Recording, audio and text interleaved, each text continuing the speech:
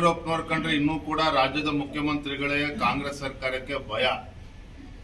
ಯಡಿಯೂರಪ್ಪನವರು ಮಾಜಿ ಮುಖ್ಯಮಂತ್ರಿಗಳಾದರೂ ಸಹ ರಾಜ್ಯದ ಜನರ ಮನಸ್ಸಿನಲ್ಲಿ ಇನ್ನೂ ಕೂಡ ಇರ್ತಕ್ಕಂಥವ್ರು ಒಬ್ಬ ರೈತ ನಾಯಕ, ಒಬ್ಬ ಹೋರಾಟಗಾರ.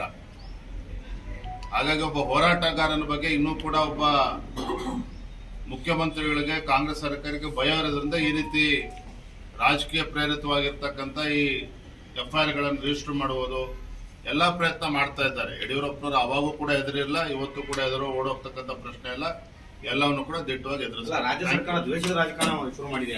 ಇಲ್ಲ, ಇದ್ರ ಬಗ್ಗೆ ಅನುಮಾನ ಏನಾರ ಇದೆ ನಿಮ್ಗೆ? ನಮ್ಮ ಟೀಮ್ನವರೇ ಸಿಎಂ ಆಗ್ತಾರೆ ಅಂತ ಮುಖ್ಯಮಂತ್ರಿಗಳು ಅವ್ರ ಬುಡಕ್ಕೀಗ ಭ್ರಷ್ಟಾಚಾರ ಪ್ರಕರಣ ಅನ್ಕೊಂಡಾಗ ಈ ರೀತಿ ನಮ್ಮನ್ನ ಕಟ್ಟಾಕ್ತಕ್ಕಂಥ ಪ್ರಯತ್ನ ಮಾಡ್ತಾ ಇದ್ದಾರೆ. ಅದರಲ್ಲಿ ಯಶಸ್ವಿ ಆಗಿದೆ.